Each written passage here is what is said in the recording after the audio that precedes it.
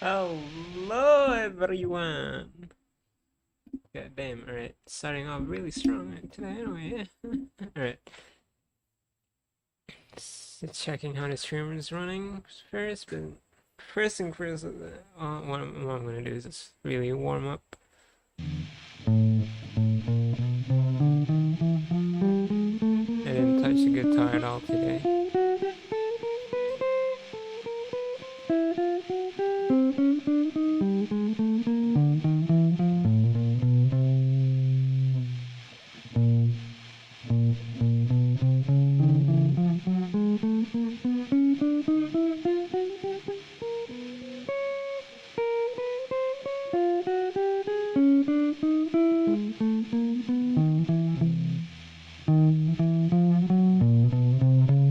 Damn.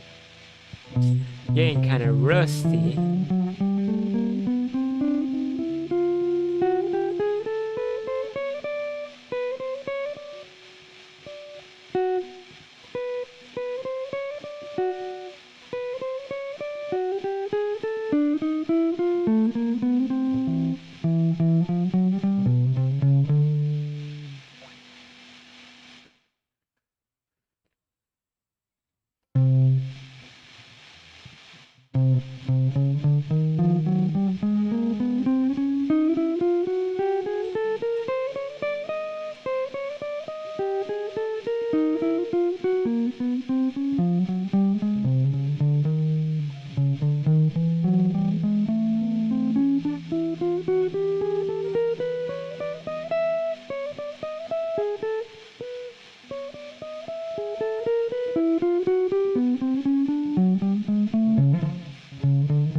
I'm not at a point where I can do it like without concentrating still.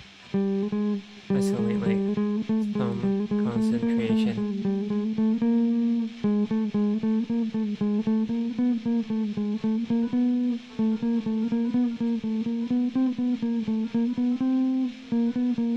This is also like my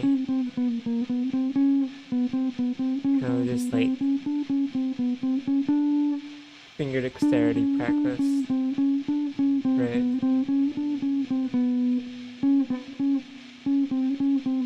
This one's by Tomo Fujita. Yeah, so you just want to do this chromatic scale. Go up and down the neck. Doesn't have to be fast. Just have to have a proper clarity.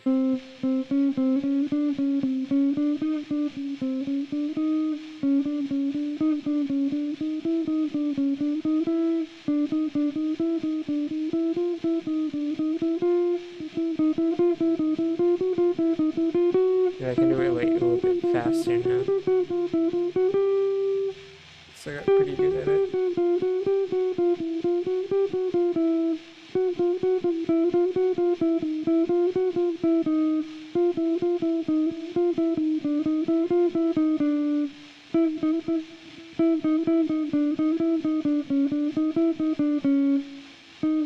Usually the reverse one here. You don't really want to rush it.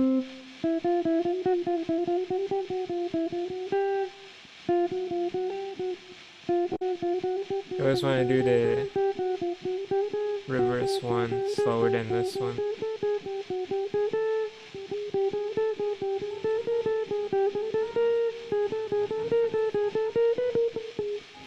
Yeah, I'm going too fast here.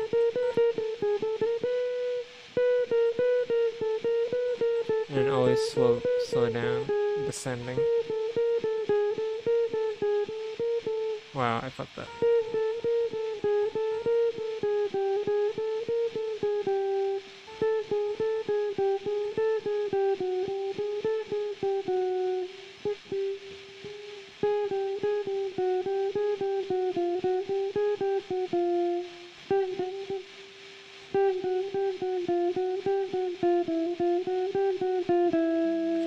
Then, you know, if I feel like, if I still don't feel too good, I would like do more chromatic scale up on the fret here. Like, because, you know, it has more flare. So I would stretch out my fingers properly.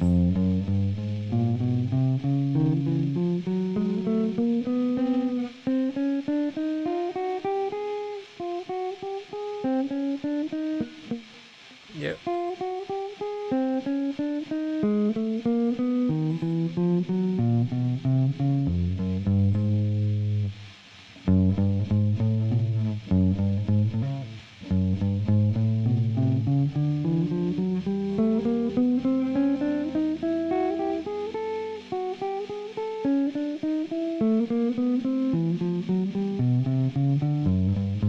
People know this one. That's like the spider walk. Right, that's very common.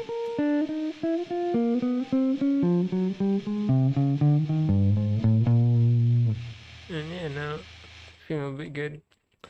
With my right hand, I'm just gonna pick the string one by one. You know, just alternately picking them. This funny thing, we are learning about alternate picking today.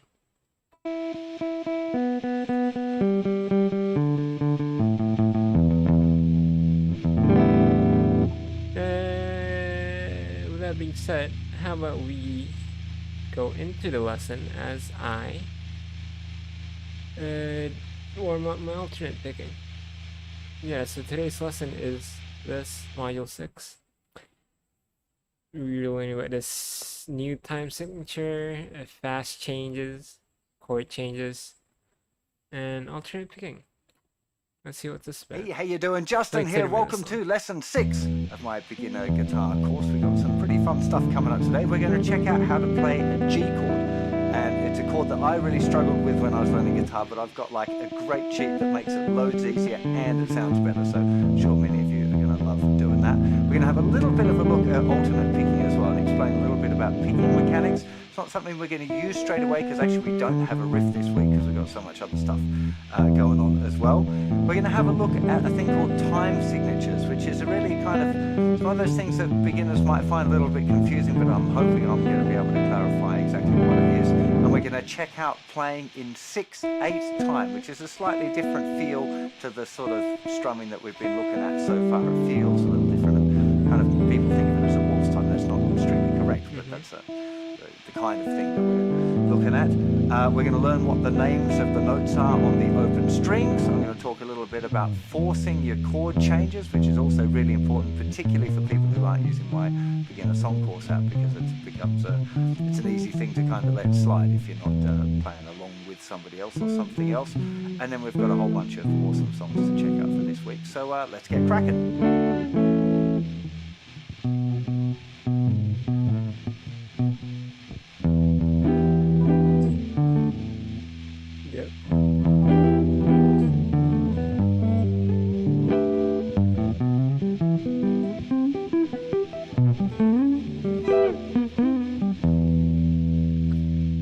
As you can see, still not perfect with that one, but getting better.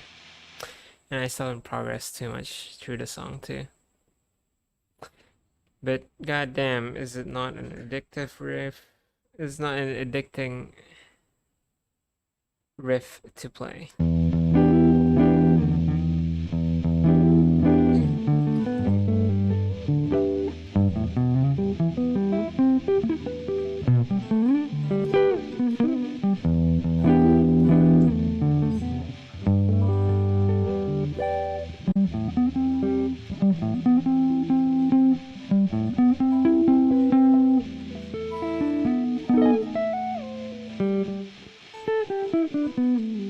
And why I'm trying to play fast, I shouldn't.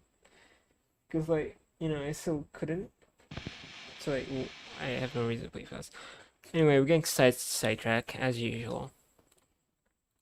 That's just how I roll. So let's just. This is the 30-minute module, so let's go through these very quickly. And again, I would skip the ones that I think I don't need anything for. Maybe these two. You can save a bit of time. And I think depending on how much I spend, I might do the next module as well. So yeah, for now, let's just do this. Let's just go. Let's see. Hey, how you doing, Justin? Back with you for a look at alternate picking for beginners. Now, I'm going to talk a little bit about the kind of the mechanics here. The general idea, though, for your practice this week is just going to be having a go at doing some alternate picking. There's not a lot more purpose than that at this point. We're going to be using it straight away when we get into the next grade of beginner's course material. The picking individual strings and alternate picking is going to become a bit more of a deal. So I just want you to kind of get aware of it and have a little bit of a go at alternate picking. Alternate picking meaning playing down and up picks on individual strings. Okay, so using the down motion and the up motion. So let's do most of this in a close-up. So when we're picking individual strings, the angle of the pick and the way that it moves around the strings becomes a lot more important than it is for strumming. And this is what I want you to have a little experiment with this week. So we've already talked about the angle of the pick. If the pick is too flat onto the string, it kind of jerks over, particularly if you try and play one string like that. It just catches all the time. It's really, really cumbersome. A little angle of the pick there straight away will help the pick glide over the string. So that's the first thing I want you to try, is just go from a flat pick where it's exactly square on the string. Yeah, that's what I do that. And then I want you to angle the pick against the string and notice that the way the pick just glides over the string a lot easier. You'll probably find you can move it a lot faster and a lot easier with it at an angle. If I go back to it being flat, you can see straight away it kind of catches on things. So you really want that little bit of angle there. Doesn't want to be like this, right? That's silly, but you know, just 20 degrees or something like that is enough to get a nice feeling there. Note that I'm kind of revealing a bit more pick than I might usually do. Usually the pick will be a lot further snuggled into my thumb, but just so that you can see the pick clearly, I'm kind of holding it back a little bit. You wouldn't normally want that much pick showing. Yeah. Now, the other part of this movement that I think is worth learning, even at this very early beginner stage, is that if you go down and up like this, kind of directly parallel to the strings, it can make string crossing a lot more difficult later on. So I'd recommend that as well as the pick being at an angle, you're also going in with the down pick and out. And when I say in, I mean in toward the guitar and then out, away from the strings. So not exactly, it's kind of more like maybe a 45-degree angle.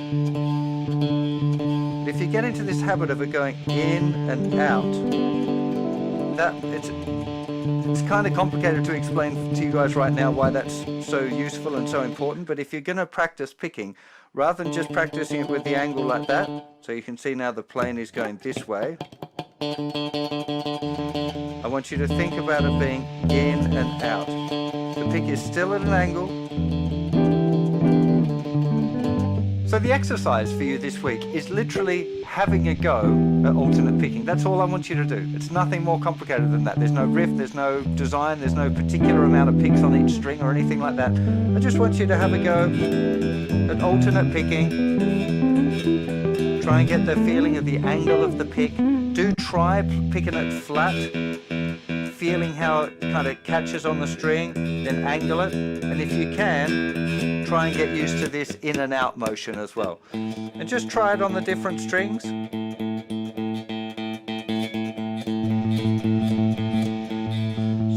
See what you can do. Now, picking is a really interesting thing because lots of people pick different ways. And I mean like the best of the best players. There's not really one way. The thing I'm trying to show you, I guess the proper term is called downward pick slanting. I think it's a phrase coined by a guy called Troy Grady, who runs a website called Cracking the Code, which is like a whole website dedicated to guitar picking. It's quite incredible, definitely worth a look if you've got a bit of spare time between practice sessions to go and have a look. He teaches you how to play like really super fast things, not something that beginner guitar players should be concerned with. But this approach of having the pick at an angle and this in and out motion with the pick, I think is a really great thing. Probably the best generally accepted way of picking well and picking fast. Even if you don't want to be a fast guitar player, I think it's the best approach. There are others that might not be bad, and that's kind of, again, part of what I want you to figure out a little bit. Like, what feels comfortable for you? Does it help if you anchor your little finger, if the little finger's touching on the guitar? Do you feel like it's more of an up and down thing with the wrist, or do you feel like it's a little bit more turny? Because none of the approaches are wrong at this point. I just want you to have a little bit of an experiment with this alternate picking on one string.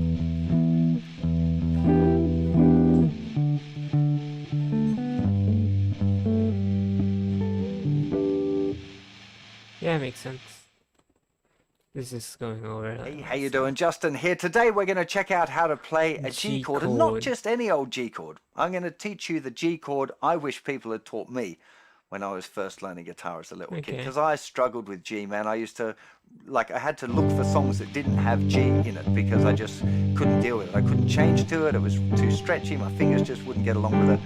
And what I've discovered over the years is the way that I actually really play it nearly all of the time isn't the way that people teach it. And that doesn't seem to make sense to me. So I'm going to show you the proper traditional one as well, just because I think it's worth you knowing it. But the two-finger version that I'm going to teach you, I think is the one that all beginner guitar players should be starting off with, and only learn the traditional one later on if you find a reason for it. If you find a reason for it is pretty important. So let's have a little look at our G chord. Now, this is the G chord I'm going to teach you. It just involves two fingers, the second finger playing the third fret of the thickest string. That finger will also mute the fifth string. Now, you probably wouldn't be able to not mute it unless if you really angle your second fingers up like this and contort your hand, you might be able to get that fifth string open. But for most people, if you put your second finger on the third fret of the thickest string, that second finger is naturally going to lean over a little bit and mute the fifth string, and that's good. That's actually what we want, okay? Then we've got an open fourth string, open third string, open second string, and third finger is going down. It's going to have to be quite on the tip there on the third fret of the thinner string. So just those two. Now I'm pointing. And that's because, well, let's see. This is both G, up and down here. Up here and down here. This is both G. So what does a G major triad consist of? So root, third, fifth. So this is B. This is what's this? B, yeah. G, B, D, right? G, B, D. So if you just do this is a G. You mute the second string, which is you mute the fifth string, which is an A. Now that's muted. When you do that. And what's this? Oh, it's a D. What's this? Is a G. And what's this? Is a B. Look again, it's a G. That's a G major triad. So you need for a chord. That's how that works. Amazing. Well, how do I get that? I don't know. I just know. I don't just know. I learned it. Obviously. Yeah, we can skip this. So, just to explain why this works is because it's a G major triad. G, root, fifth, root, third, root. So right here. So it's the inversion, right? So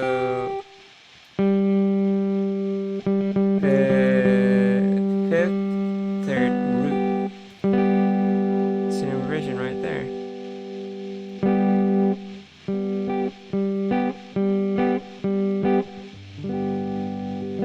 That's a G chord.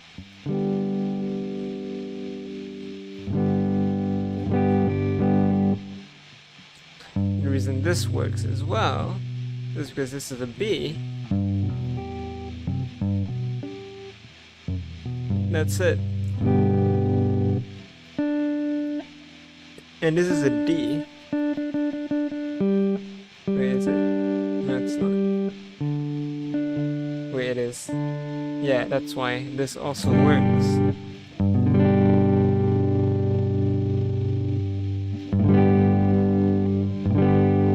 As long as you mute the second string. No, it doesn't sound weird. Alright, let's go. Mark complete.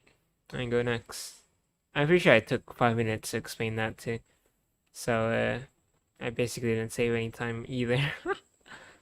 Yeah, that's the reason why this works. As long as you mute the second one. Because it's a triad. Wow. Yeah. Hey, how you doing? Justin here. Today we're going to have a chat about time signatures. Now, a time signature is the way that we describe the feeling of the beats in a bar. Up to this point, everything's been in 4/4. So all of our strumming patterns have had 4 beats in the bar. So we've had like 1, 2, 3, 4, or 1, 2, and 3, and 4, or 1, 2, and 3, and 4, or 1, 2, 3, 4, 1, 2, 3, 4. All of this stuff has 4 beats in the bar. We really feel that beat 1 really strong. It says 1, 2, 3, 4, 1, 2, 3, 4. Okay, we always got that count of 4. But there are other grooves. You can have a different number of beats in the bar. You could have 5 or 7 beats in the bar. Those things are a little bit more complicated and are not used very often. However, there's one that is really useful for beginners to learn about, and it's called 6/8 time. And it has 6 beats in the bar, but 2 strong pulses. So even though you feel it kind of, some people describe it as a waltz time, and that's not true. A waltz is 1, 2, 3, 1, 2, 3, 1, 2, 3, 1, 2, 3, doom da da doom da. I'm sure you've heard of that kind of, or experienced that feeling in music before, this waltz feel, which is very much a group of 3. 1, 2, 3, 1, 2, 3, 1, 2, 3. Now, 6/8 is a little bit similar in that it's based on these groups of 3. But we have this 1, 2, 3, 4, 5, 6. 1, 2, 3, 4, 5, 6. 1, 2, 3, 4, 5, 6. So 1 is still the strongest, but beat 4 is kind of strong as well. And it's important to realize that it's kind of 2 groups of 3. So 1, 2, 3, 4, 5, 6. 1, 2, 3, 4, 5, 6. 1, 2, 3, 4, 5, 6. Now, the easiest way to get familiar with the sound of 6/8 time is to listen to some songs that are in 6/8 time. So some songs that you might want to check out. There's one called This Year's Love by David Gray, which is a beautiful example of 6/8 time. Everybody Hurts by R.E.M. That's another one that's got the finger picking part going on, but that's in 6/8. Fade Into You by Mazzy Star. Nothing Else Matters by Metallica. Very, very popular one that's got that 6/8 feel going on. Manic Depression by Jimi Hendrix. It's a little bit more complicated to feel the 6/8, but that's still in 6/8. And Kiss from a Rose by Seal as well is in 6/8. So that's a nice. Again, it's not quite as obvious the feeling of 6, but if you count along with those songs in 6, you'll start to get a feeling for how it's working, and that can be a really valuable thing. Literally, just listening to a song and going 1, 2, 3, 4, 5, 6, 1, 2, 3, 4, 5, 6, 1, 2, 3, 4, 5, 6, or 1, 3, 4, 5, 6, 1, 2, 3, 4, 5, 6, 1, 2, 3, 4, 5, 6. So trying to get a count along with the original recordings will really help you discover the time signature.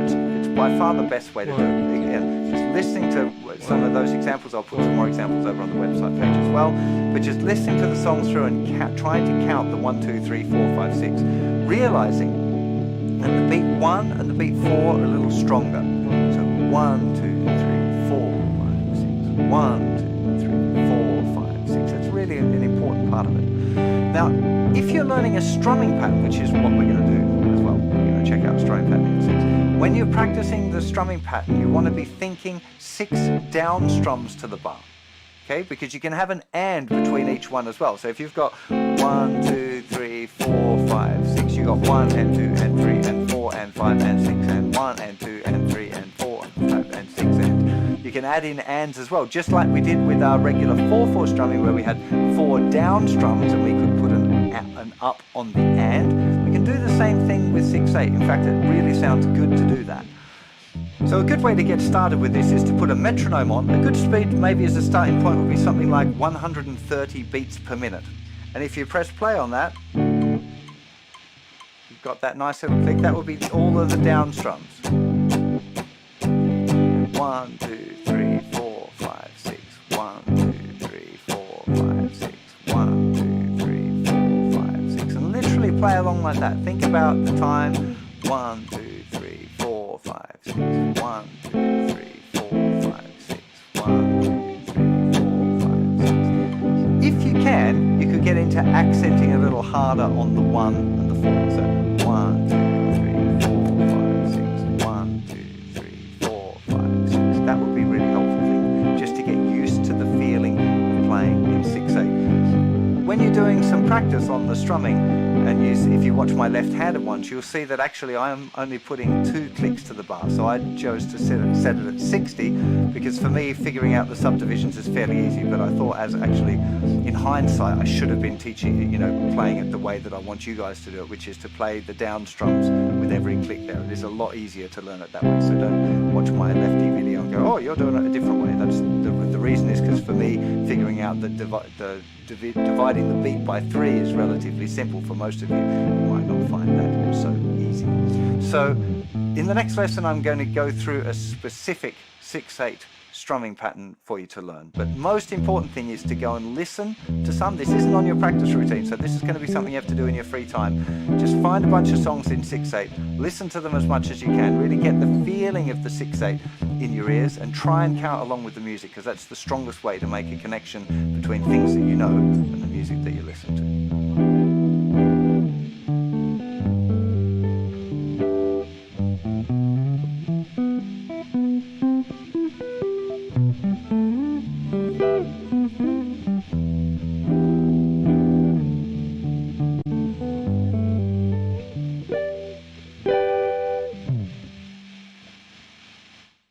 If you're wondering, am I listening? Yes and no.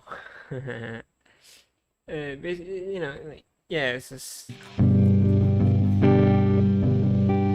different kind of timing, pretty much. Again, timing comes with experience.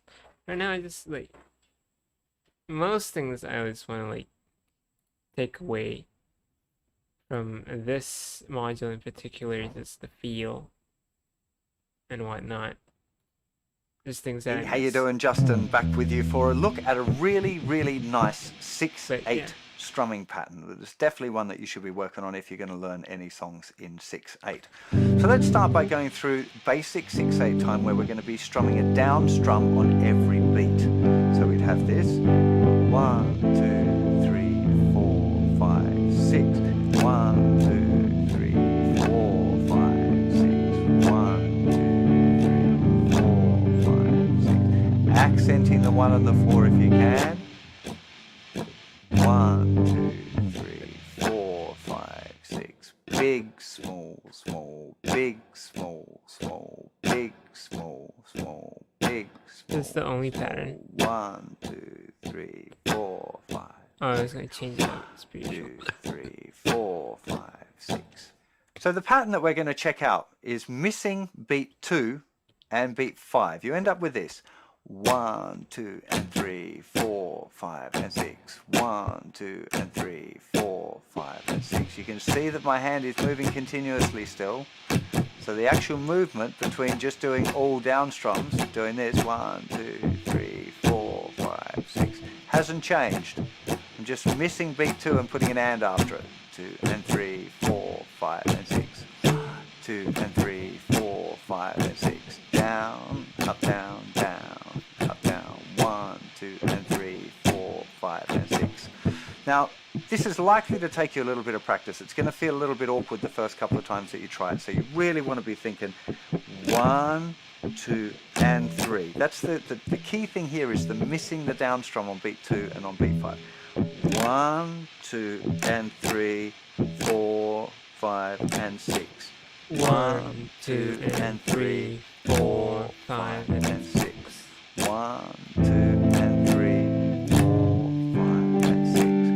1, 2, and 3, 4, 5, and 6. If you've done your training properly and up until this point you've concentrated on keeping your hand moving continuously all the time, you probably won't find this strumming pattern too much of a struggle. It'll just feel a little bit weird because it's different. It's not harder. Again, practicing it really slowly is important, but you will find there will be a point where, almost like riding a bike, we're going that little bit faster, like 1, 2, 3, 4, 5, 6, 1, 2, 3, 4, 5, 6. That kind of feels easier because it's that little bit faster.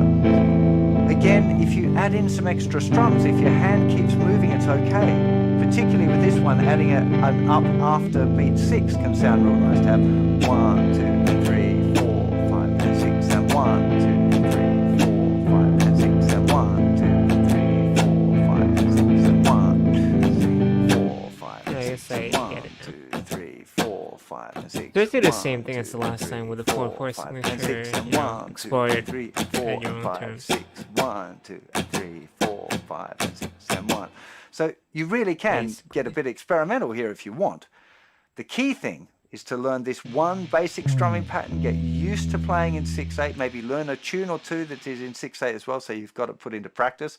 But remember that you're kind of free to experiment with the pattern, the same as we did with the 4/4 time. You can more or less put the strumming where you like, so long as you keep your hand. Now let's go to the open string note names. I'm pretty sure I don't need to... Hey, how you doing? Justin here. In this lesson, we're going to check out the note names of the open strings. This lesson is also what's this one? Yeah, Eddie 8 Dynamite, Goodbye Eddie. Eddie 8 Dynamite, Goodbye Eddie. E-A-D-G-B. They just say, like, make your own rhymes or whatever.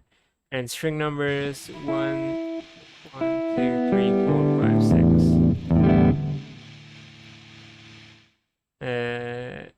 I've learned that before. Yeah, if you're wondering. So yeah, let's go next. We're not gonna waste more time. Hey, how you doing? Justin here. Today I want to talk a little bit about a thing called forcing the changes, which is about basically making sure that you get your chord changes done in time. Now, for those people using my beginner song course app, where you're playing along with songs all the time, you're probably not likely to be having too much problem with this because the song doesn't stop. It keeps going. So you kind of have to catch up all the time. And that forces you to make the chord changes because it's not stopping. And that's what happens in the real world of music. If you're playing a song, you don't want it to stop. Stopping becomes really, really obvious. You can muck up the chords as much as you like, but if you stop the rhythm, everybody realizes. Non-musicians, people just listening to you, everyone will notice that you screwed it up if you stop. If you're going along and you're going, and then you go, there we go. If you keep that strumming going and the rhythm is right, most people won't notice. But if you go,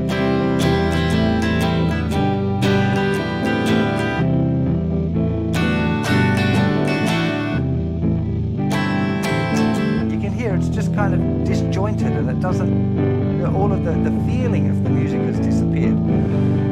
So if you're not using the beginner song course app and doing the play along thing regularly, I really want you to work on playing with a metronome and making sure that you don't stop, that you force the chord changes to happen. There's a little bit about it. If you don't stop and you're playing with a metronome or a drum groove or whatever, a backing track, if you're doing that sort of practice, your hand feels like it's not going to be the weak part of the playing here, and it'll go faster, but faster than it will if you allow it to stop all the time. If you're used to going G and then stop and then putting your fingers down and then doing the next chord, if you're used to doing that, your fingers will be like, yeah, no, I'm cool, he'll stop, I can do this nice and slow, I don't have to hurry. Whereas if there's a beat going on, a metronome click, you straight away have to go, okay, come on, let's get there, come on, yeah, I'll do it. they kind of go, whoa, okay, he's not joking now. I have to get there. Yeah. And that kind of pressure is a really good pressure for a beginner guitar player to have.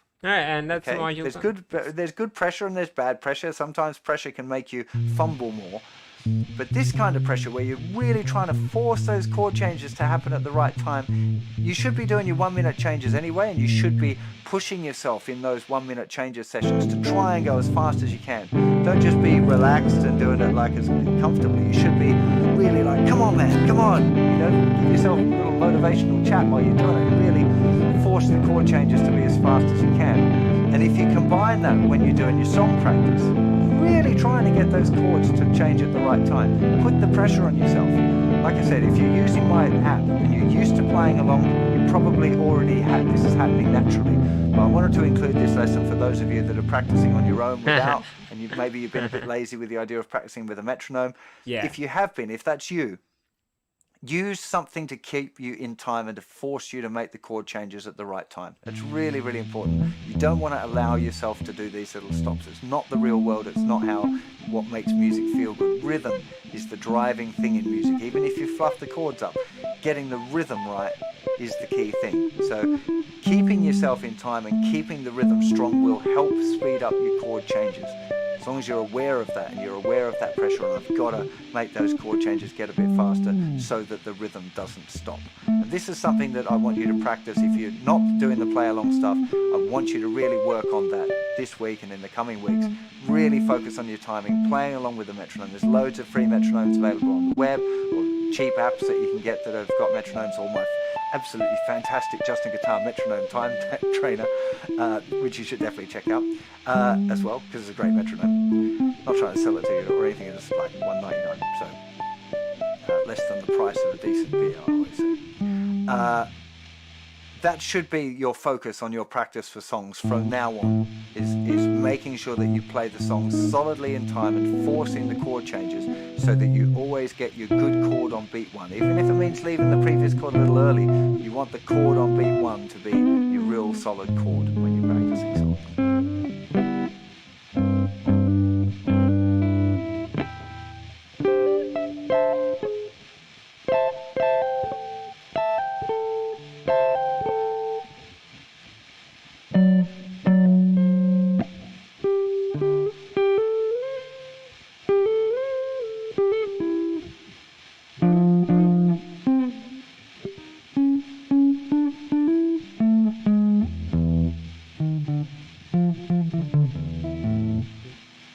Yeah, that's about it for this module. Hey Joe, hey, it's Jimi Hendrix! Let's fucking go! Alright. So, what do you want me to do? Here's some easy guitar songs using G chord.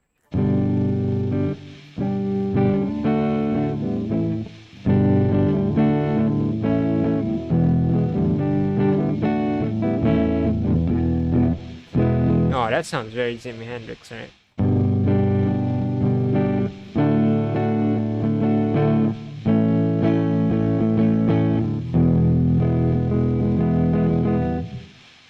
Yeah.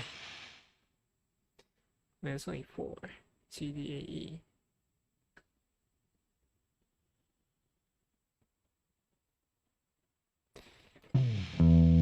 Let's see what Hey Joe. I never actually listened to this one, actually. Let's see it. Good song.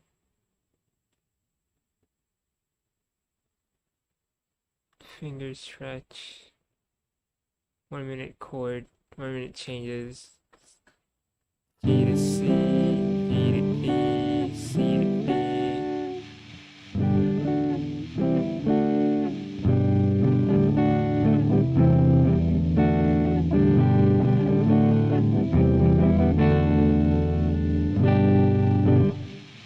So A, B, E, minor, E minor, you got that.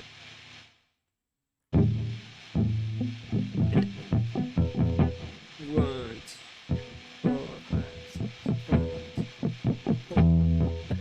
8.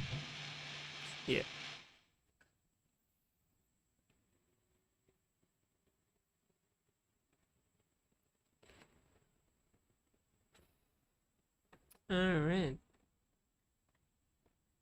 That's a very short one, as you can see. So yeah, let's go on to the next module. I didn't mark the lesson as complete. Whatever.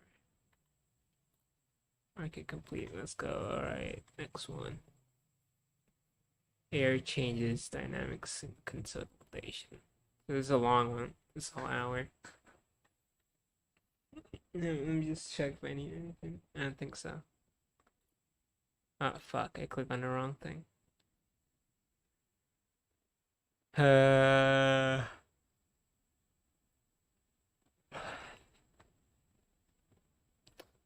think I'm good.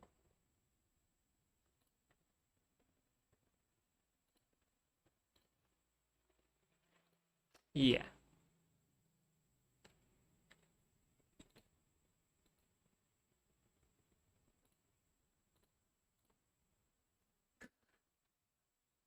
Oh shit. Well, let's just go, I guess. Hey, how you doing? Justin here. Welcome to lesson 7 of my beginner guitar course, and it is in fact the last lesson in grade 1, in the white grade. So there'll be some information on how to pass grade 1 at the end of this module. But we've got some fun stuff coming up. It's basically consolidation.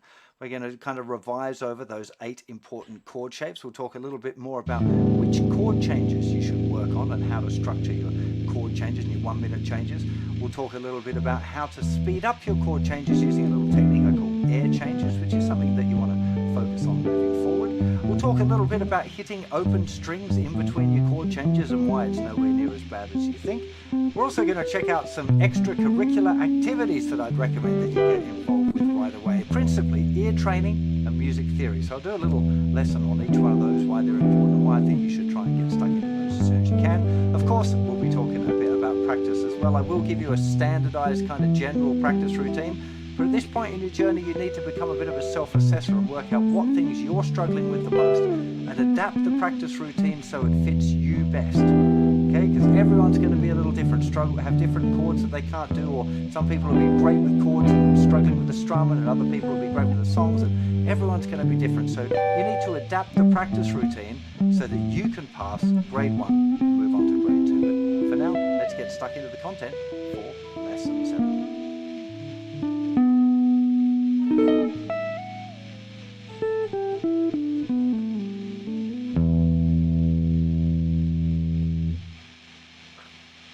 Alright, so that's what the module is going to talk about. So this is where I am really interested in.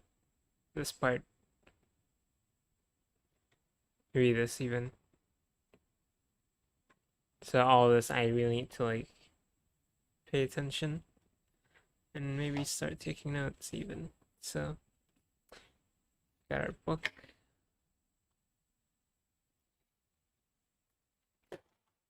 Book ready,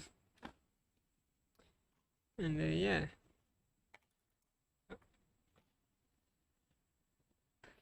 got our book ready and our guitar ready. So let's just go. Let's just go. This will be good. Hey, how you doing? Justin here, and in this lesson we're going to be checking out the 8 essential chords that every beginner needs to know. This is revision.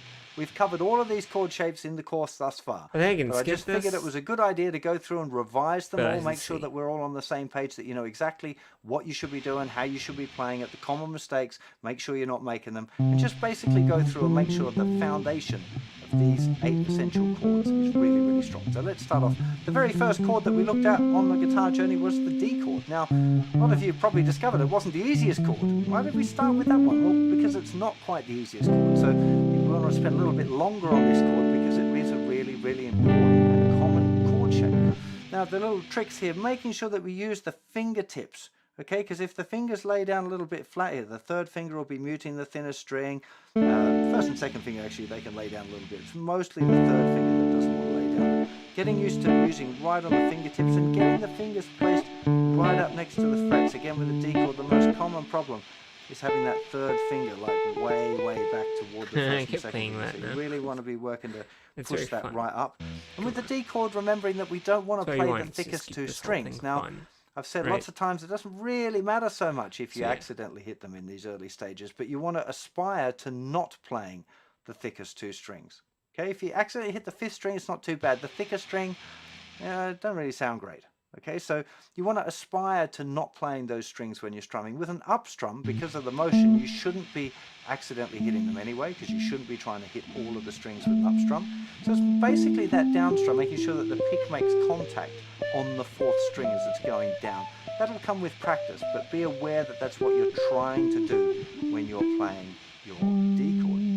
So moving on to the second chord, the A chord. The A chord. This one again, right. some of you The may have weird learned A. it this way. Where if you're learning playing it that way, you're going to have to press real hard with that first finger. I really don't recommend it. You want to be sticking with this finger. I think it's really far better. Making sure that the second and the third fingers are right up close to the fret, and the first finger's kind of sneaking up the middle there, trying to get between those fingers as best it can. With the A chord, again, we don't want to be playing the thickest string. It doesn't really matter if you hit the thickest string by accident. It doesn't sound horrible. It's actually a note in the chord, but best to try and avoid it. Again, with an upstroke, it shouldn't make any difference. So you want to be training your downstroke when you're playing, your down strum that is, when you're playing an A chord to start at the fifth string. That will come with practice, just be aware of it, and when you're practicing, Yeah, so when you're this playing the is a songs, just sometimes revision. go, oh yeah, am I playing that string? Is So I can skip this. This is to remind what's up and what's up. But I already know like why it is what it is. So okay, let's go next. There's chord changes to work on. Most important changes. So if I can just do all of this, then I can just skip this one too. So A to C.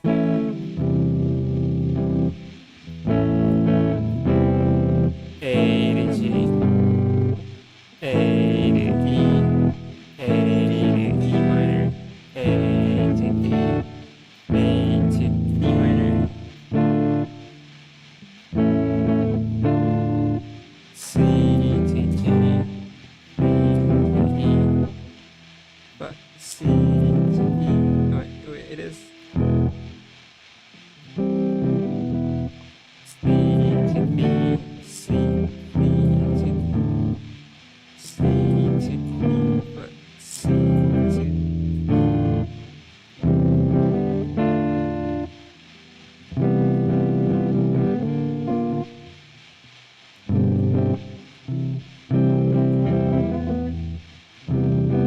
Well, I suck at this.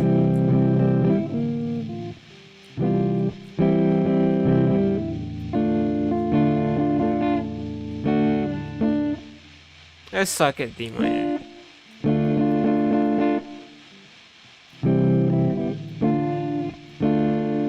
C to A, that's easy.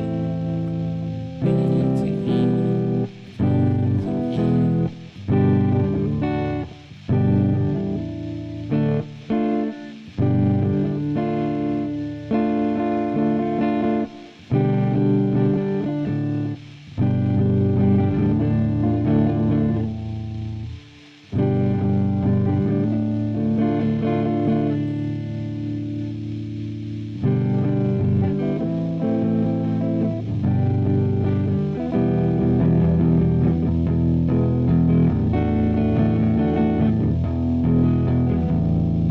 D minor,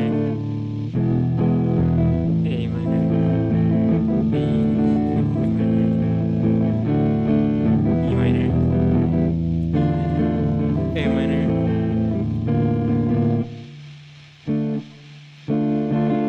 D minor, A minor, E minor. Huh. So I need to work on D minor changes. Everything else I can do fine.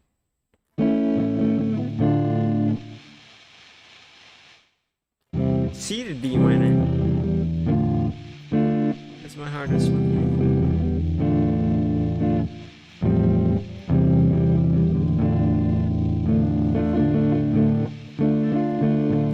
Maybe I should pay attention to class.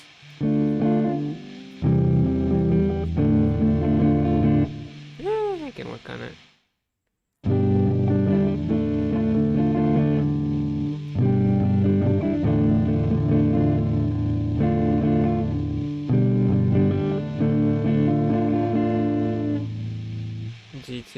is okay, I guess. E to D minor is also kind of okay.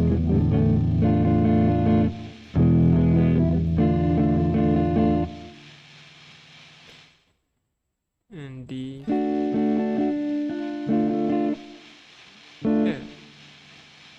Yeah, I can do 90% of them. It's just D minor ones I need to work on, basically. So yeah, okay, let's go to next lesson. Air changes. Hey, how you doing? Justin here. Today I want to talk a little bit about air changes, which is a new approach to changing between chords. Up until this point, I've suggested that you always place the fingers down in finger number order. So first finger first, then second finger, then the third finger. And that's a great system for beginners. It gives you a foolproof system that you can always stick to. But the truth of the matter is that actually you want the fingers to go down all at the same time. And that's where air changes comes into play. So let's just have a little look. If we're looking, say, at a C chord to a D chord, here's a C chord. Now when I go to a D chord, I don't lift off my fingers and go first finger, second finger, third finger. If I go to the C chord, it doesn't go off and then go first finger, second finger, third finger. Now, it's okay if you were doing that. That's what I asked you to do. Okay? Be cool with that. But now what we're looking for is moving to the D chord. You can see here, look, the D chord is already formed and the fingers are going to go down all together. Yeah, I can skip this. Especially just changing it right in mid-air.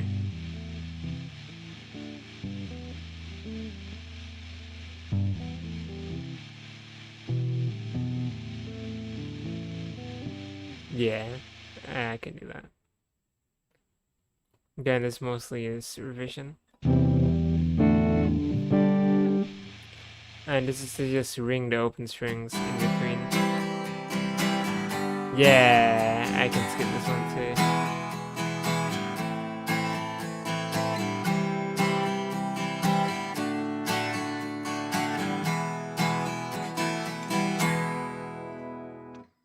Hey, how you doing? Justin here. Today I'm going to let you in on a little secret. Some of you might have figured this out already, but many people haven't in the comments in this course. So what we're talking about is the open strings that occur while you're changing chords. And it's okay, because everybody does it. It's on loads of records, there's nothing to worry about. So if you're going to strum an up strum on the and after 4, so 1, 2, and 3, and 4, and 1, 2, and 3, and 4, and 1, that and very often is open strings, especially at a faster tempo where it just kind of glistens past, you don't even really notice it. So I think C to E.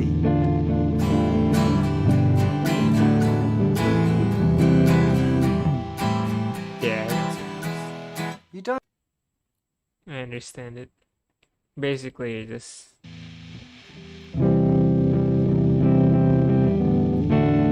you just have that one stroke of open string.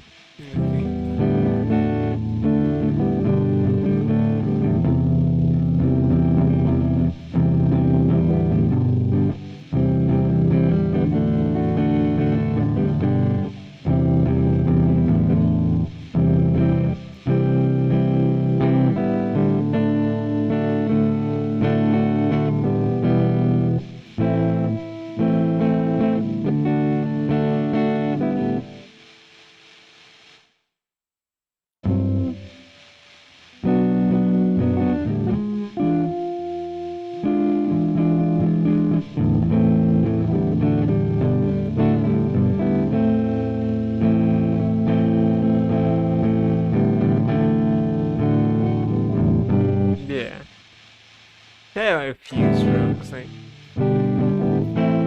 1.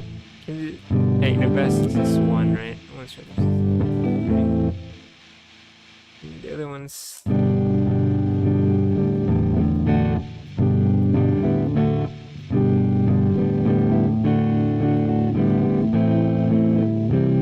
if you're a beginner, you can have like it's trying to air change it first, right? It's fine. Yeah. I get it. Feel good strumming. Let's see what's this about. So what is a feel good strumming? Hey, how you doing? Justin here. Today I want to talk a little bit about strumming development because we've covered a lot of ground when it comes to strumming, mainly because I taught you the secret of strumming, which is that if you keep your hand moving, you can strum almost any strums that you want in a pattern and it's going to sound pretty cool. Yeah. You'll find that there are some strumming patterns that would still feel pretty awkward and a lot that you would struggle to apply to songs, but that's kind of normal.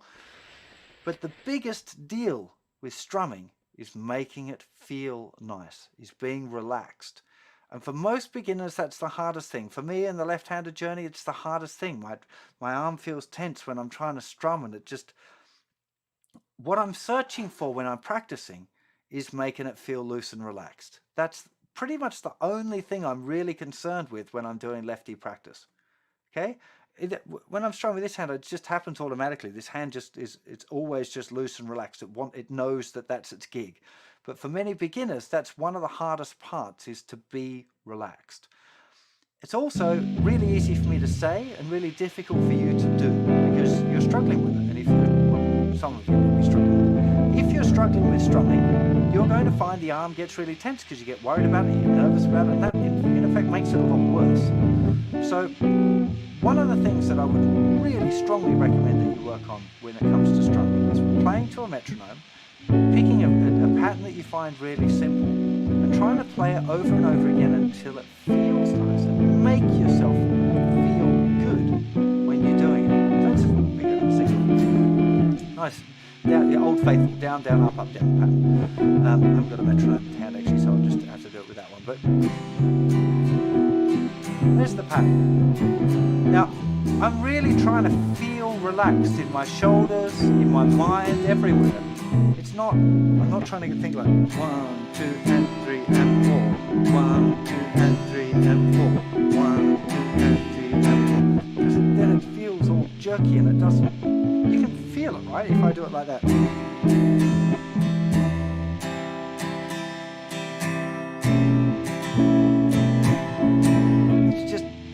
It's all yucky. It wants to have this. It needs to be so relaxed and chilled. It really does. That's what you're aiming for. It's like sometimes my hand just feels like it's falling off, but it's trying to keep that continuous motion and just really feel good. Sorry, I'm squeaking. My shoe squeaked on my guitar cable down there.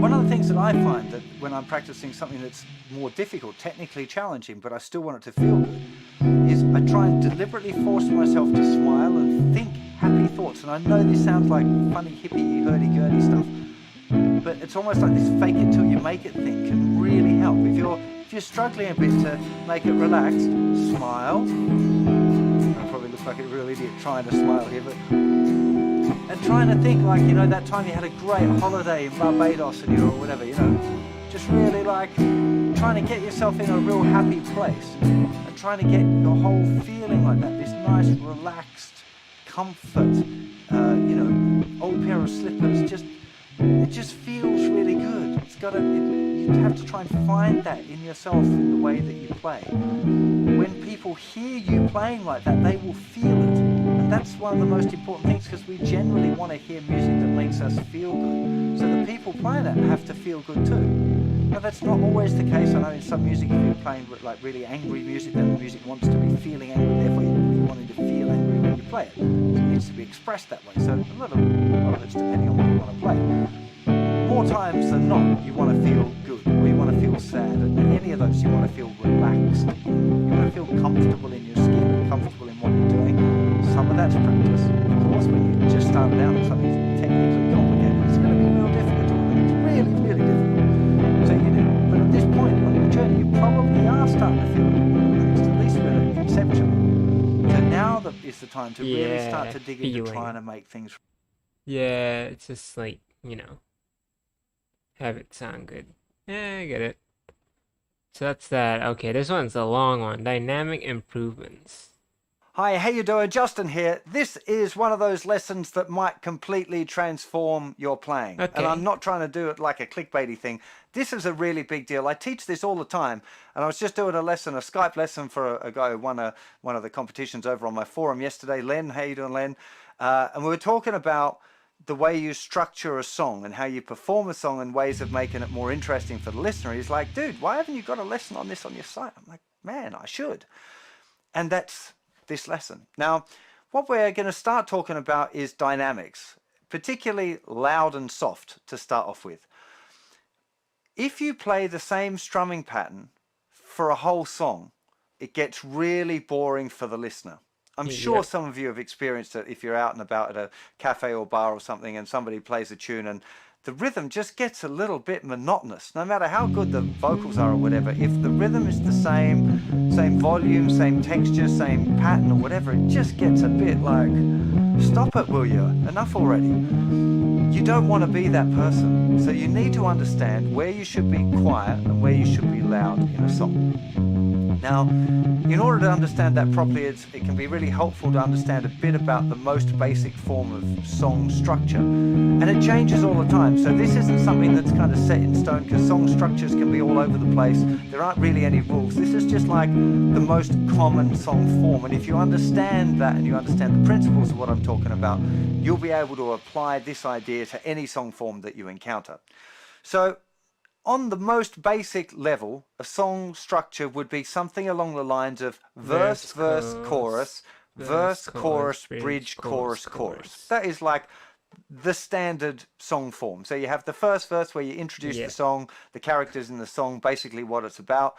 Verse 2 develops those characters or the story a little bit more. Then you have the chorus, which is the big sing-alongy bit. Then you have another verse where you further develop the characters, another chorus. Then you have a bridge, which is usually completely different musically. Obviously the same theme of the song. It's usually the highest point in the song. And then you have a double chorus again.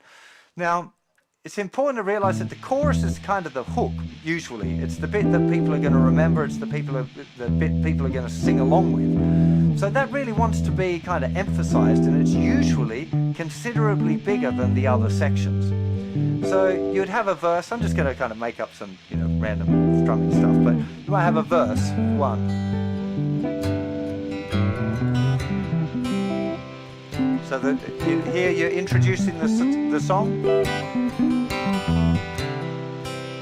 Here comes verse 2.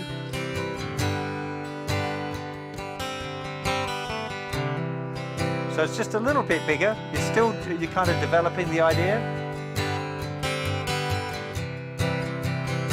Into the chorus.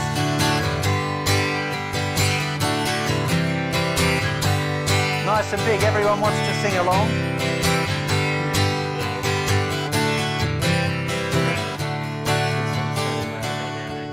Then we're back to the verse. Yeah, it's pretty. Is that intuition, more of an intuition kind of thing?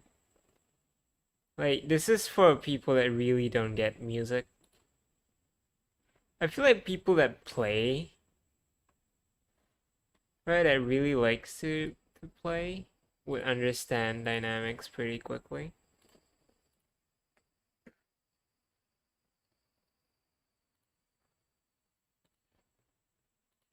And also, it also depends on song or genre. Like with a punk rock genre, right?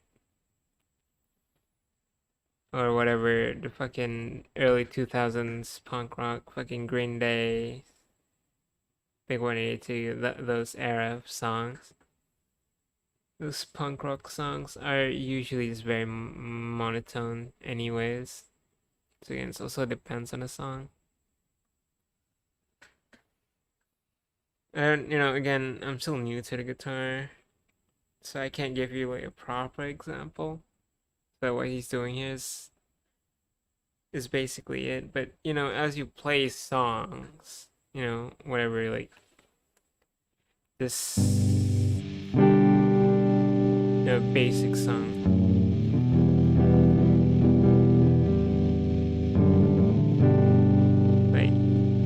Like as you learn, you intuitively like learn how the whole dynamic bullshit.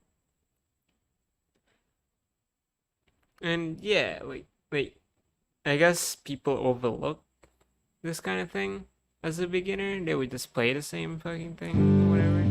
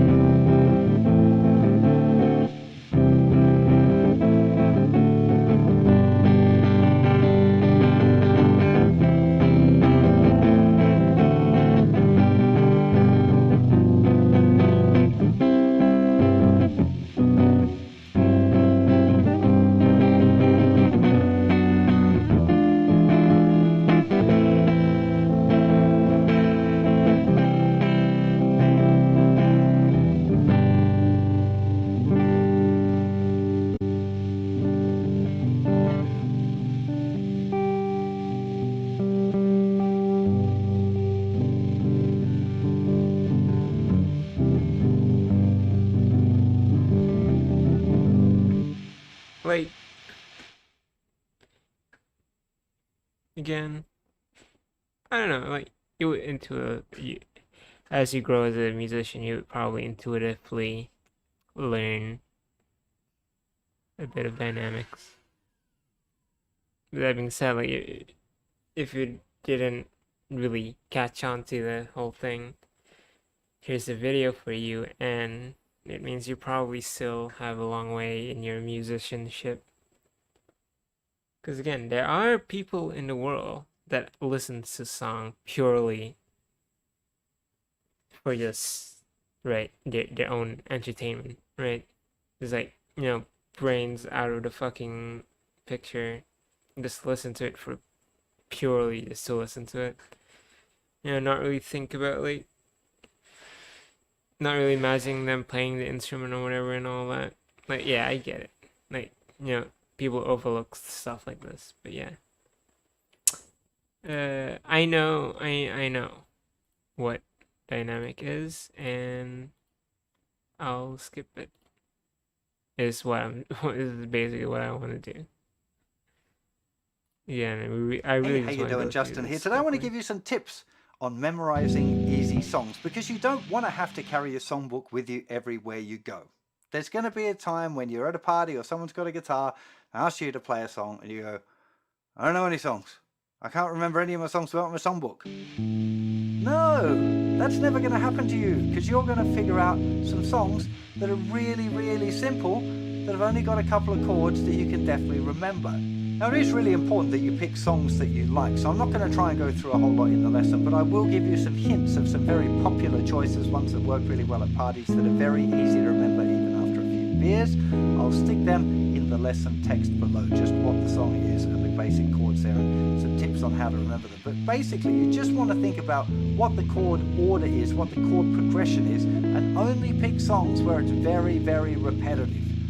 Okay, don't go for the songs where there's lots of different kind of patterns in the verses and the choruses, because there are plenty of songs that are the same all of the way through, which are a lot easier to remember. And I'm not saying that you should only learn those songs, of course, that would be ridiculous, but you want to have a little collection of those that you can pull out at any time, that you can play from memory, so that if you find yourself at a party with a guitar and somebody wants you to play a song, you've got a few tunes that you can play comfortably and easily, and that you can actually remember them and not be having to stroll around on your phone trying to find chords on some website. That's not what you want. You want to get some of them in here. Longer term, you want to get the complicated ones in there as well.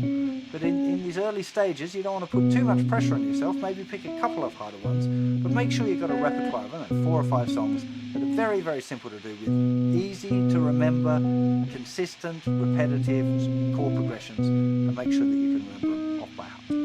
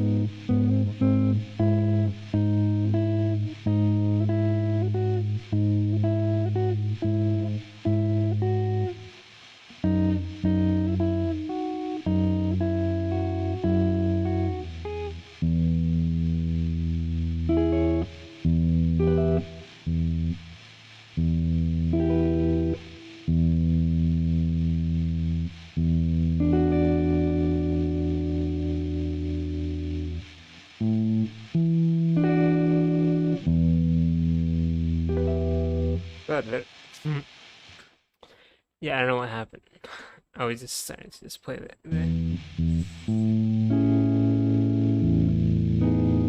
I forgot this song. That's why I was trying to memorize it again, I guess. So why study? Okay, ear training. Right. Okay, let's go. Hey, how you doing? Justin here. Today I'd like to talk a little bit about ear training for beginners. Now, some of you might have heard of ear training. Some of you might be completely unaware that it even exists, but you will be aware that we listen to music with our ears. So if we can do things that increase our ears' ability to hear and decipher music, it's going to improve our musicianship quite considerably. Yeah, but I Now, want. most times beginners don't get involved with ear training, and I included ear training in an earlier version of my beginner's course, and more than half of the people seem to not even get involved with doing it at all. They just skipped over that bit. So this time round I've kept it as a separate thing, and I've made a whole ear training course that can be done by more advanced guitar players as well as complete beginners. So it's kind of like a standalone course. And I start with a thing called interval ear training, which is basically learning to hear the distance between two pitches. Now, again, at a very basic beginner level, it's hard to see how this is relevant and how it might help. But you'll have to take my word a little bit that by doing these kind of exercises, your ear gets stronger and you hear music differently. And nearly all of the students I've ever taught this to have reported that after 6 months of this kind of training, they hear music in a different way. So rather than being able to just hear music as a thing, they can hear the parts of the music better because it teaches your ear to focus in on particular elements within music. Interval ear training really helps with singing as well. So if you want to sing and play, ear training is probably the single biggest thing that's going to help you sing in tune and be able to make intervallic steps in your singing.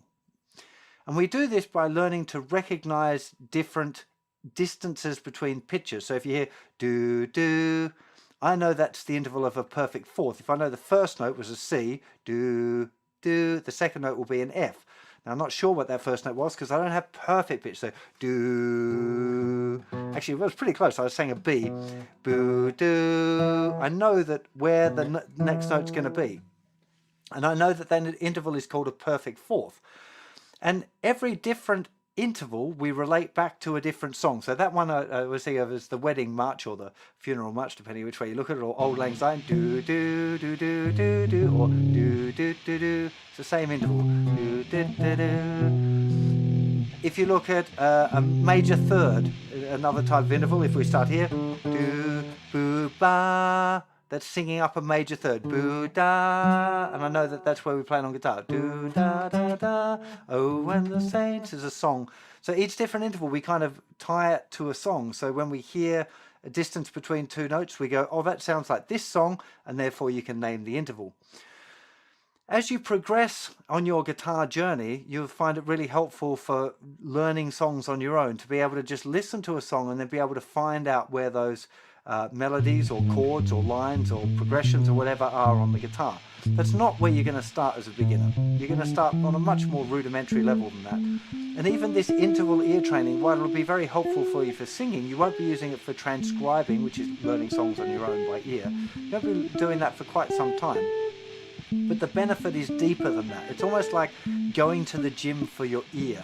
And even if it's not directly the thing that you want to be doing, it's going to make your ear stronger and it'll improve your overall musicianship.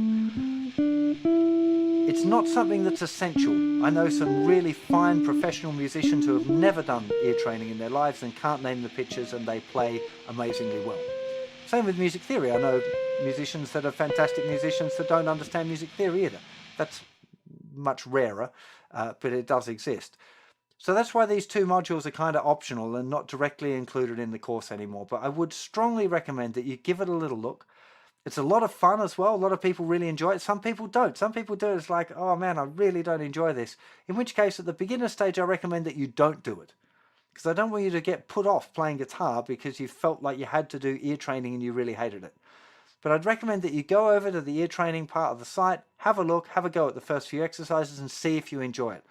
It's very yes or no. So you learn these to start off with. We learn fourths and fifths. Then you listen to a bunch of exercises and you learn to tell the difference between them. And there's little tests.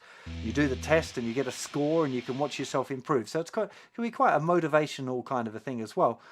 Easy to see the progress and therefore kind of inspire you to keep at it. But you don't have to. I'd recommend that you look at it, go and have a try, see if you can stick with it. And if you can't, it's going to be okay. You can come back to it at a later point in your guitar journey and start from the beginning again. Yeah. It's not going to hinder you too much. But the earlier you start, the better you'll get at it faster. Yeah, it makes sense. I hope that's inspired you to go and have a look at the ear training module. Next, let's have a little talk about music theory.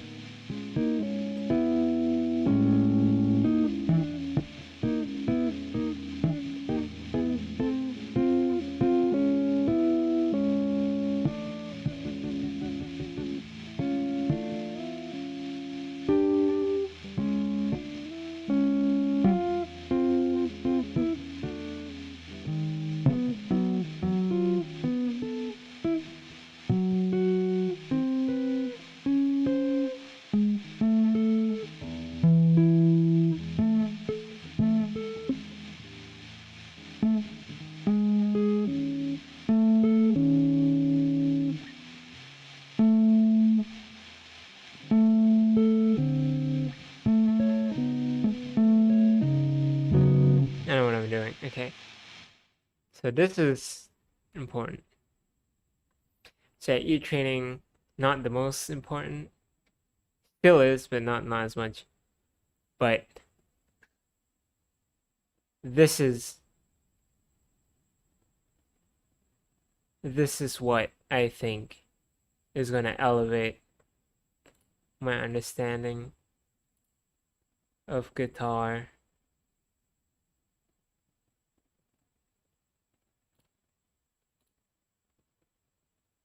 And music, you know. I think this is it. Now let's pay attention. All right, let's go.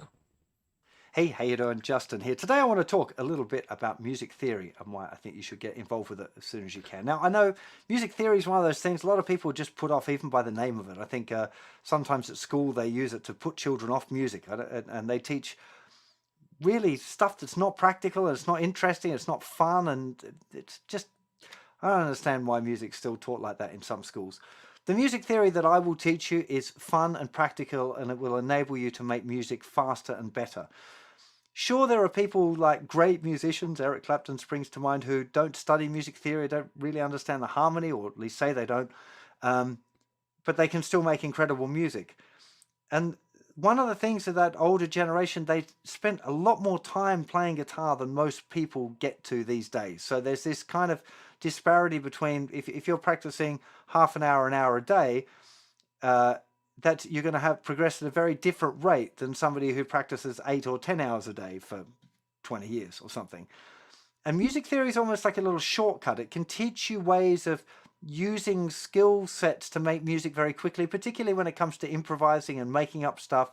Yeah, that's what I want. In my music theory course, I spent a lot of time on doing things like chord manipulation. So rather than trying to learn like loads of different chord grips as separate entities, you learn one chord grip and how to manipulate it and change it into other chords. And if you understand how the chords are constructed and how you might change one into another, you don't have to memorize so many shapes. When you learn things like chords in a key, when you're working out a song, you can just go, oh, it seems like we're in the key of C here, so the likely chords that I'm going to find in this key are these chords. Like you find one chord and you go, well, the related chords are these ones, and you know which ones to try next. So it can really speed up the process of learning songs, especially if you're doing ear training. The combination of ear training and music theory is very, very strong indeed, stronger than either one individually if you can study both of them.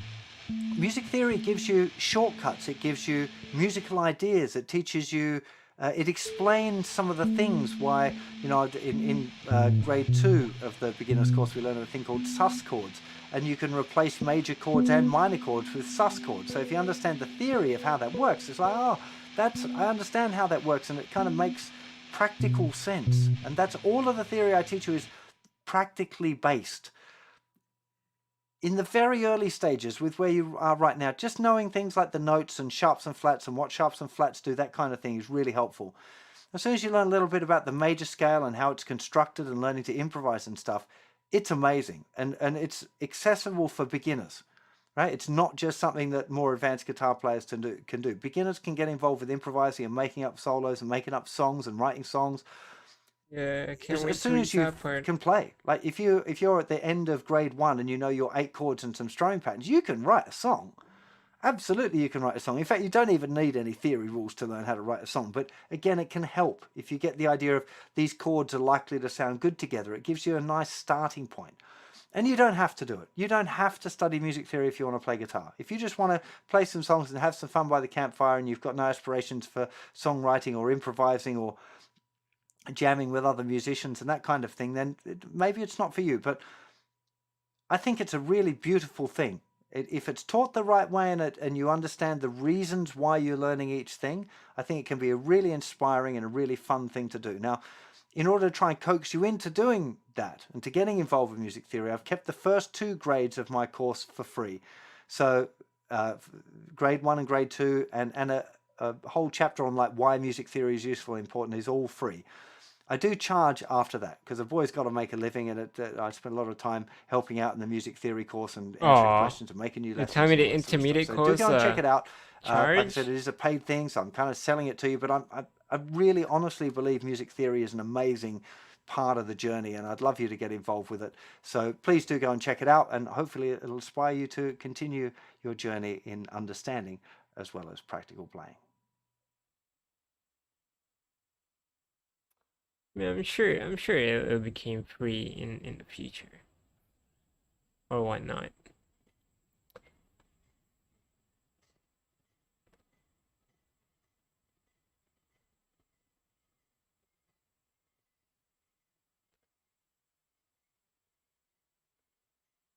No, we'll check that out after the class. So, yeah, basically, learn music theory. But again, you still need, like, good.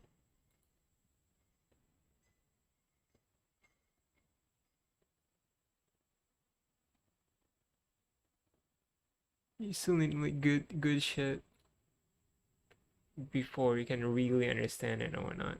So, just practicing it daily, practically using it daily, and then you can find, like, how to use it instantly. Well, not instantly, but, like, pretty quickly, I believe. But yeah, let's just finish this grade first, and then we'll talk more about my future on how I'm gonna approach this whole thing. But yeah, we'll see. We'll see what's up. So let's see how to pass the first grade. Hey, how you doing? Justin here. Today we're going to talk a bit about what you need to do to pass Justin Guitar Grade 1. I've got a little list here. It'll be typed out over on the website as well. The reason I'm telling you about it now is because you want to use this information to inform what you're going to practice for the next few weeks. So these are your goals. You want to think about what you need to do to achieve these goals and then practice those things. Okay, so the first thing on the list, be able to tune your guitar with a tuner. Now, if you've been playing this long, I'm hopeful that you've already got the tuning your guitar thing figured out. That's really important. You can use a tuner. You don't have to do like the 5th fret method or anything like that. Just be able to use a tuner to get your guitar in tune. But that's really, really important that you can do that on your own. You need to have memorized the 8 essential beginner's chords. Okay, so A, D, and E, A minor, D minor, and E minor, and C and G. Minor, okay, those 8 chords you need to play from memory, in any order, straight away. Not, C, was that, which one? No. You need to be able to say the name of the chord and just play it straight away. Okay, you should be pretty much there by now, I would hope. Okay, you should. I can't imagine many of you are going to struggle with that, but it's on the list. Make sure that you know all of the chords from memory without any little hints or chord charts around you. You need to be able to play all of 8 of those chords perfectly more often than not. So more than 50% of the time, when you play the chord, all of the notes ring out and you're muting any strings that need to be muted, and most of the notes are coming out most of the time. Okay, so at grade 1, I'm not expecting all of the chords to be sounding as amazing as if you've been playing guitar for 30 years. Okay? I just want the chords to be sounding good most of the time. It's really hard for me to define it any closer than that, okay? Because ideally I'd like to be able to hear you and go, hey, you need to get those, that buzzing sorted out. But ideally you don't want to have notes in the chords buzzing. You don't want to have notes muted. You want to have all of the notes ringing out nearly all of the time, at least 50% of the time, okay? Ideally, all of the chords perfectly all the time. But for some of you, that'll be a bit of a struggle. So that's why I'm setting it at more often than not. So more than 50% of the time, when you play a chord, all of the notes in the chord sound good. Okay? No buzzy notes, no missed notes, no muted stuff. And you, of course, you've memorized the chords so you know how to play them. 1 minute changes. All the chords are over 30 changes in a minute. That's 2 seconds on each chord change, which is a lot. Okay, 30 counting every chord change. Okay, so each time you change chords, you're counting. So 30 chord movements in 1 minute on any pairing of chords of the ones that you've learned so far. Okay, now I've given you suggested ones of ones that are more important than others. And I've suggested that you pick the ones that are in the song. So it might be possible if somebody picked 2 that you weren't really familiar with, that weren't in any of the songs that you looked at, you might find that a bit of a struggle. So again, we're being a little bit forgiving here. It's self-assessment, so it's up to you.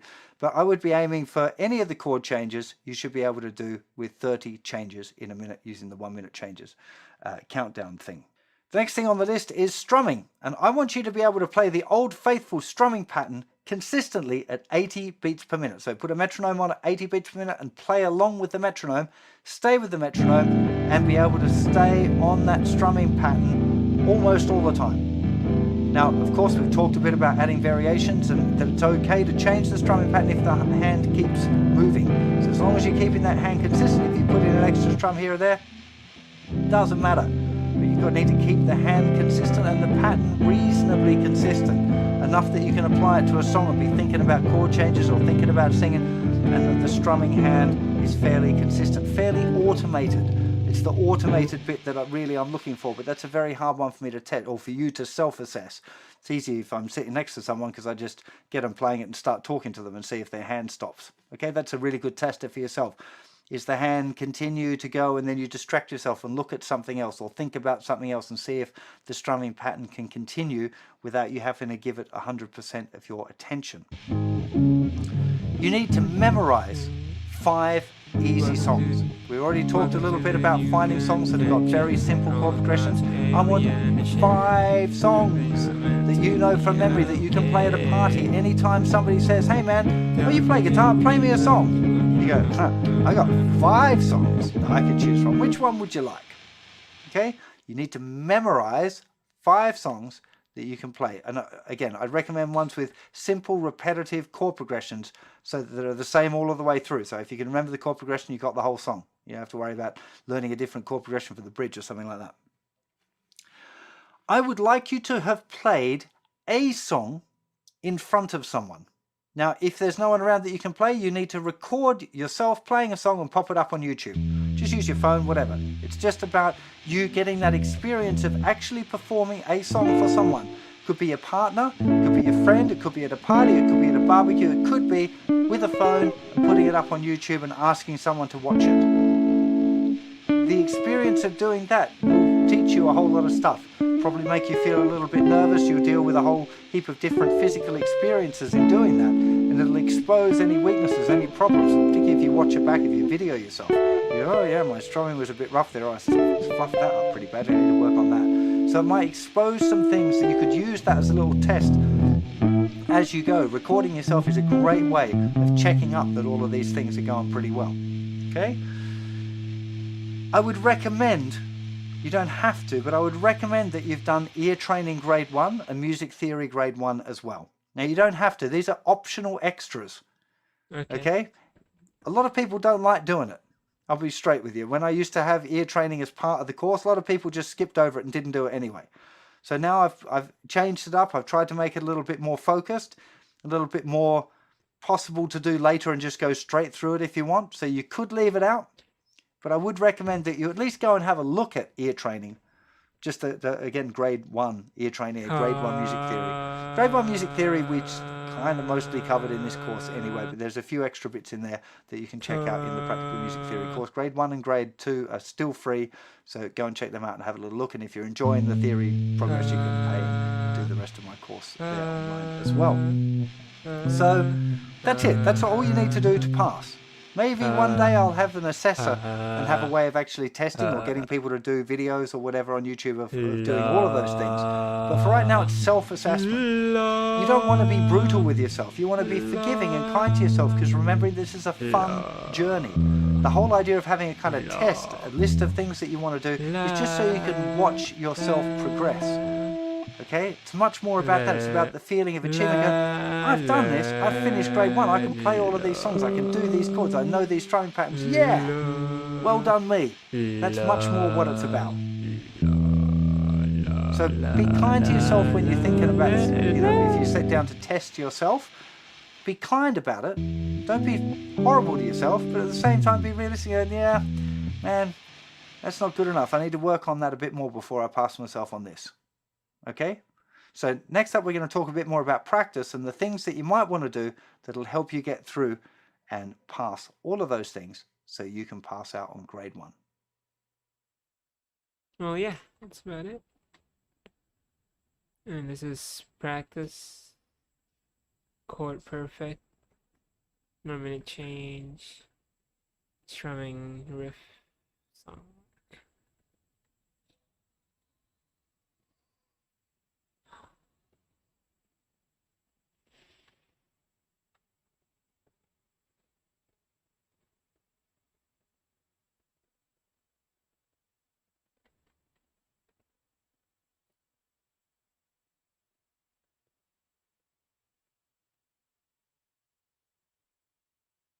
Okay, so that's that. That's it.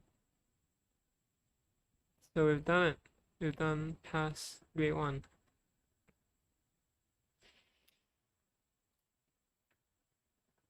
Let's mark it complete.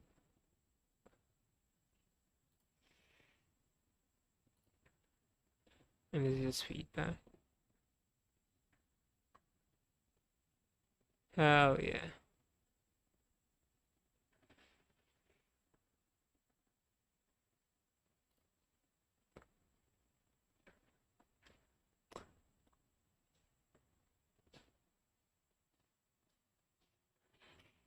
And that's grade 1. Wow. We have come a long way. So was that like what, took a week and a half, a week and a few. But yeah, that's the first grade. So again, he said, some reason he said something are like paid. So these are paid premium courses. So let's see what this is about. Is it like so expensive?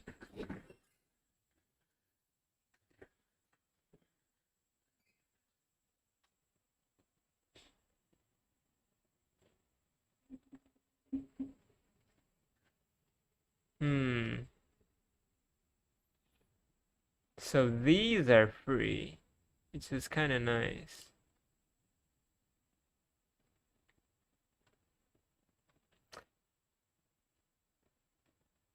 I swear this is like the things that I also already learned, but like don't know how to internalize. I think the key takeaway from this is just that I want to be able to internalize the theory into my playing, basically. So what's the paid option give me? Oh wow, yeah, that's a lot. There is a lot here. So triad chords.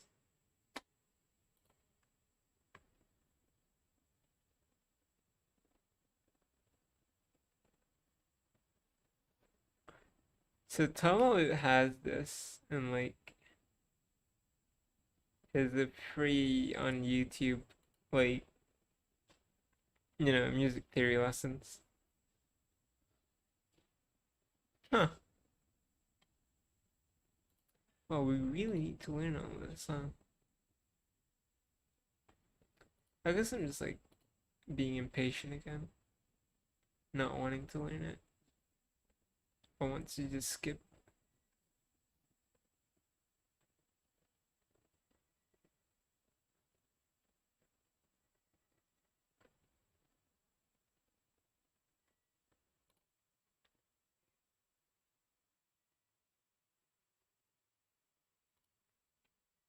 The notes.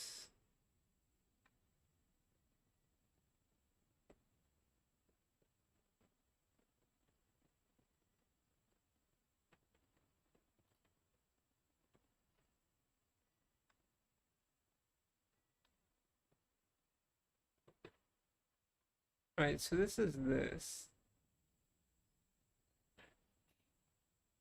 This is mostly for like making music. Yeah. I mean, this will complement the whole ear training stuff, right? Which is what my goal probably is.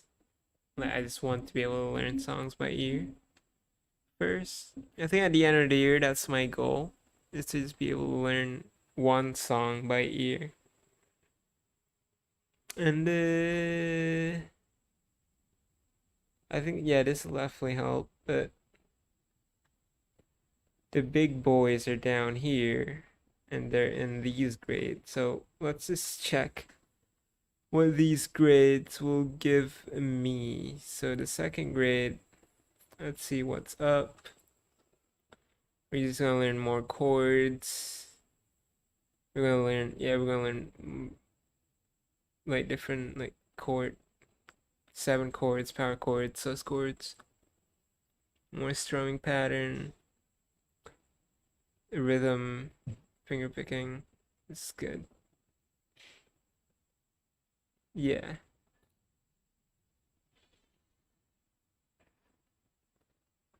$12 blues. Yeah.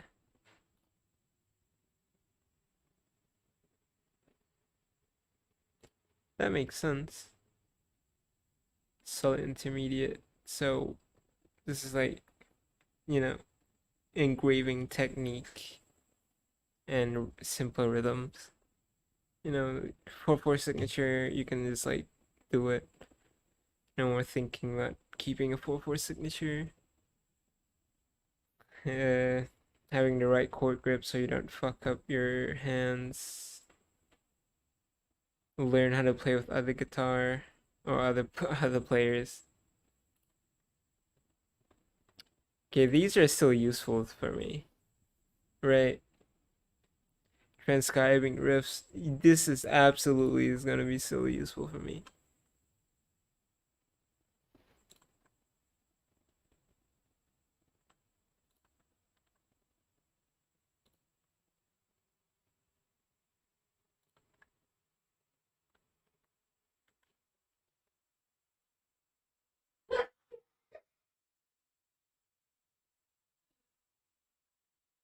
And the intermediate ones,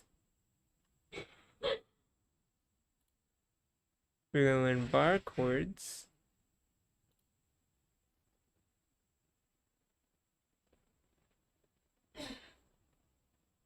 So this is talking about where you want to go first. Okay, that's cool. So this is, oh shit. This is bar chords. This is major scale. C, D, E, F, G, A, B, right? This is also still music theory. So this is still useful. Rhythm maestro. Right. Okay. Blues guitar. Very shuffle. About the bass. 6 This is absolutely new for me. Again, I don't play blues. But no, this is the foundation. Right. Pentatonics. And these licks are mostly technique. Light licks. This is gonna be very useful for me too. Dominant 9. Yeah, this is where I'm gonna learn more like note names. Like the whole dominant 7th, major 9th, or whatever the fuck, right? That I don't get. That's gonna help me a lot. This is grade 4. This is only grade 4.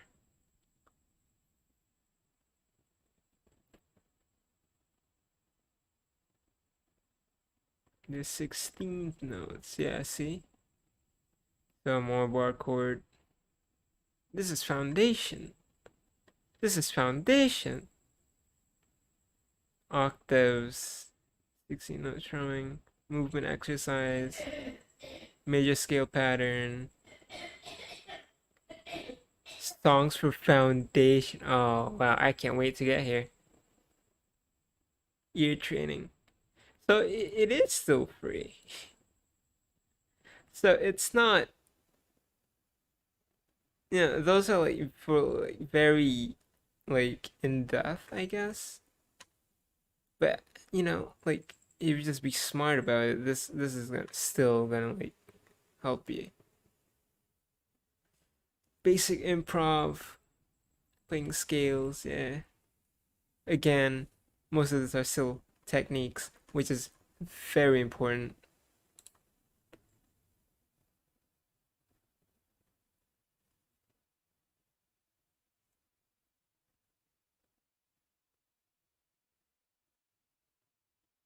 I can do a full thing, right? So after I get through grade 2 and grade 3, I can just choose what I want after this.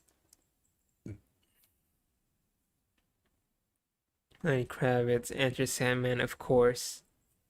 It don't matter. Sure. Back in Black, of course it's Back in Black.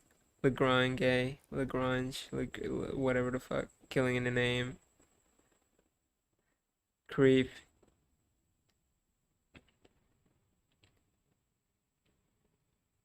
Right, AC/DC. A lot of AC/DC. Guns N' Roses, obviously. Wipeout. Countless Rolling Stones. Ed Sheeran. Coldplay. Fucking Coldplay. More AC/DC. ICP. Led Zeppelin. Purple Haze. So basically, instead of learning Purple Haze with tabs, right? So learning shit with this, I can just learn it by ear, well, hopefully learn it by ear, or using theory to learn it. Again, like, not exactly. See, this is still like normal music theory. There's no mention of too much ear training here. But then again, it's like basically, by playing, you pretty much are training your ears anyways. See, there's still ear training exercises in Foundation. So absolutely, he's making it free. It's not, the paid ones are just for like very in-depth stuff, which we probably don't need still for our first year. You can think about it like next year or whatever. But for now, this is all I need. So this is the intermediate grade. This is mastering rhythm. This is very good for rhythm guitar. More major scale, then foundation again, more ear training, more theory. Like these are still theory, right? Learning all this, like learning all these like shapes and all. You learn like your finger placements, all that. That's very much still theory. And the biggest one of them all, the fifth one, I'll learn pentatonic trichord groups. Wait, this is one of the ones that is in the paid one. Folk finger style, transcribing.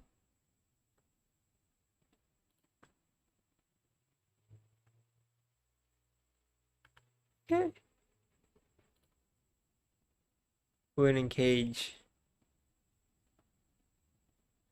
Learning cage system. Minor pentatonic. We are learning theory. We are learning. Yeah. I can't wait to get here. Jazz. Oh, come on. Come on. You know I love this shit. Ooh, we are absolutely getting here by the end of the autumn leaves. Blue Bossa. Bro. This is what I want. I know I have a fucking like Ibanez HH. But this is what I've been wanting for a long time anyways. So yeah, getting through these, I mean, it's still gonna be like a challenge. I mean, it's easy in a week because it's basically just all things that I already know. This, we might need to go in and like, take a bit of time. This as well. And then finally, we're entering that stage of like really playing the guitar. Yeah, I can't wait.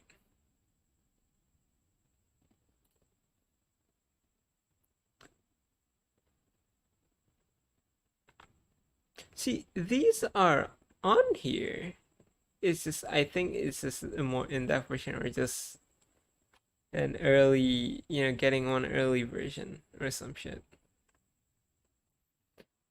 This is jazz. This is like, supplements.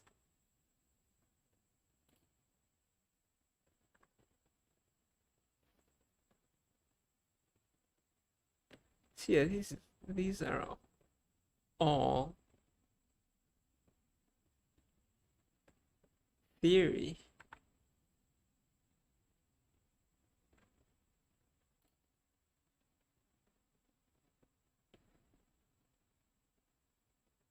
So he logged the theory part out from this, but it's still there. It's still here, right? Major scale pattern. Triad. See, it's still here. Triads. Major scales. Listening. That's ear training. The maestro, it's not in there. I saw pentatonic. Yeah, there you go. Minor pentatonic. That's still theory. We're still looking at theory. He's just making it like he's just like hiding it in between the grades. And yeah, this is mostly for people that wants to write their own original songs. So I don't need this yet. Not yet, at least. I can just learn it from someone else. Right? They're very helpful, yes. I'm pretty sure I would like to learn some of these. It's a very in-depth look of the good shit. But I think at this point, I'm probably like understanding more and more music language, right? Like the whole fucking sus, major, minor, what fucking, I don't know. Yeah, seventh power, all that, right? So yeah, that's basically it. I think after getting through all the beginner ones, I think I'm gonna start. Yeah, I can start like going out of his website and look more on YouTube for like more stuff and shit, and it'll be very good experience. Cause like right now, for example, right with Tomo, that I have trouble with his fucking lesson, all this, because I don't understand the music language. Like when he like transcribes shit like this, like you look, it's on one of these. Yeah, look, major seventh, major ninth, diminish or whatever the fuck, right? C F sharp 7, sharp 9.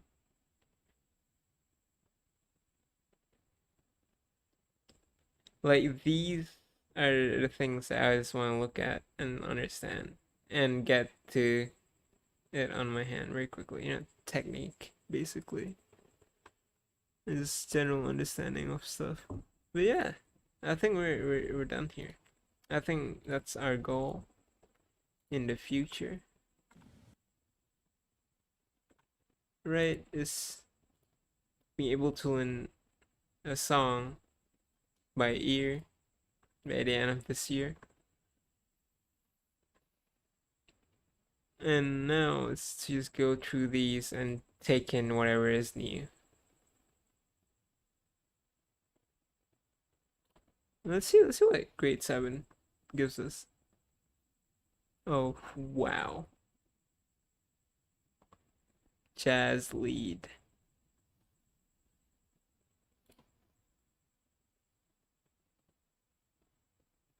This is like you know, really just getting to writing and stuff. Learning concepts and stuff just for our own. Yeah. So basically that's about it. I think we have a clear goal now. We know what to do. We know what we want. And now I should just enjoy the journey while it's still there. Because at the end, this is gonna be a bigger journey of just finding new things on our own. You know, because the destination is probably just very clear on what it looks like. So we would just want to venture a bit more on our own. So yeah, that's about it. Thanks for watching. If you are watching, please leave a like, or not, then dislike it. I'll see you in the next lesson. Yeah.